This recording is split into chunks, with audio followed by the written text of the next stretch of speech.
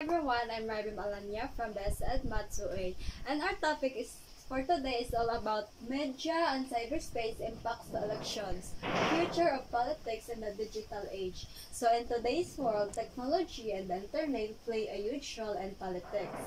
Social media, online news, and digital platforms have changed how voters learn about candidates and how politicians communicate with the public. So in today's world generations, kaya ang technology na jud ang nag-iya sa world, even sa mga politics kay, di ba ang mga politics yan, makabalo na ta sa ilang mga background or sa ilahang kanang makabalo ta sa ilang family because kita na to sa mga online news or sa Facebook or other sa YouTube, sa TikTok, so that na to makita ko unsa sila nga pagkatawo. And then naamon po time nga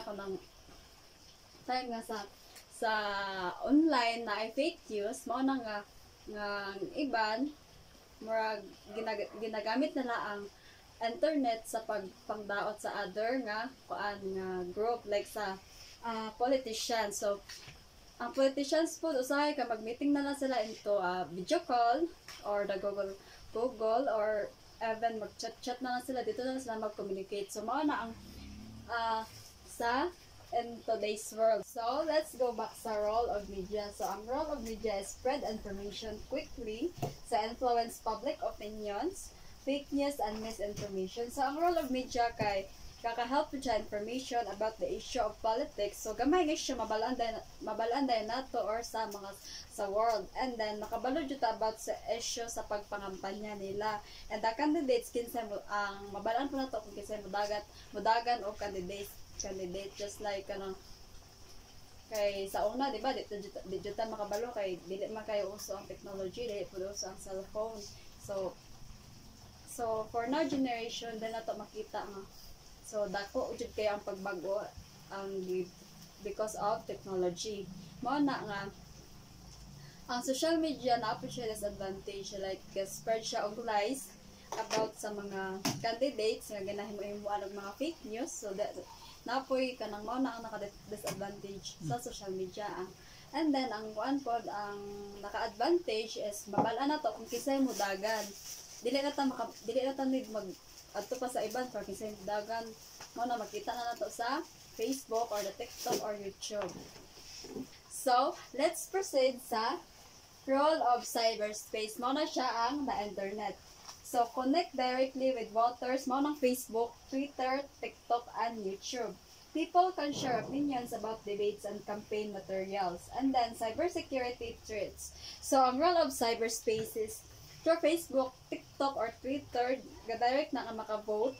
Diba sa una papel na itong ginagamit. So, now, okay, pwede na ta sa online mag-votes. And then, sa social media or sa TikTok or IG, na ibang debate na lang sa comment section or sa live. It's because like silang ka-debates magdebate sila. So mao na ang sa technology. And then sa cybersecurity, need lang maging careful. It's because of hack out account. So pwede po din lang nga himuan kanila account, just like kanang mga candidates nga himuan nila Facebook dayon ilahang kanang mag-post sila og mga lain, so mao na makadaot sa other nga groups. Mao na naka-disadvantage sa technology. So mao na siya ang role of cyberspace. Let's proceed to impact of elections. So unsa mang impact sa ang technology about sa elections? So, campaigns are more digital and data-driven, and online advertisements influence people attitudes and emotions. Voters can participate more easily by accessing information during discussion or even voting online in some places.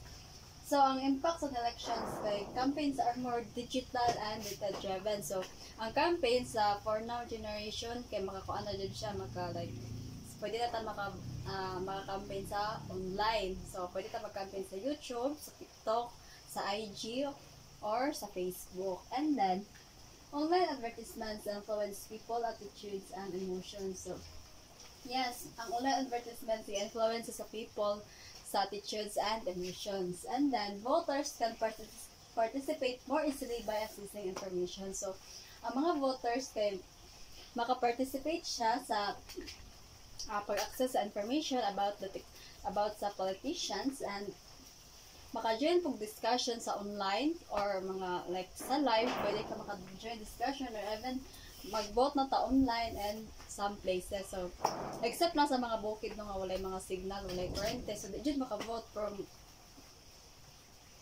like kanang ang iban kay wifi na, so dali na jud kaayo. And then let's proceed sa future of politics in the digital age.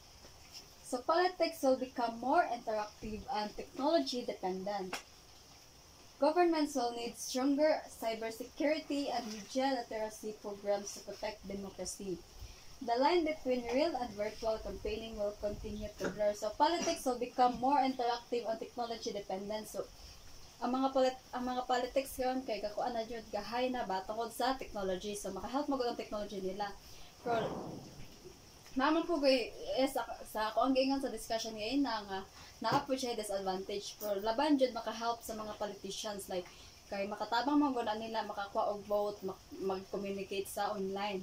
And then governments will need stronger cybersecurity and media literacy programs to protect democracy. So ang gobyerno gid kay need jud og cybersecurity kay sa ga-protect silang like silahang democracy ba, silahang kaugalingon. So kay kung ikaw gud politicians, mga naa man jud ang uso man jud ang like i-bash ka, i-judge ka, or maimuan ka fake spread lies or fake accounts. So mao na nga needs like cyber security.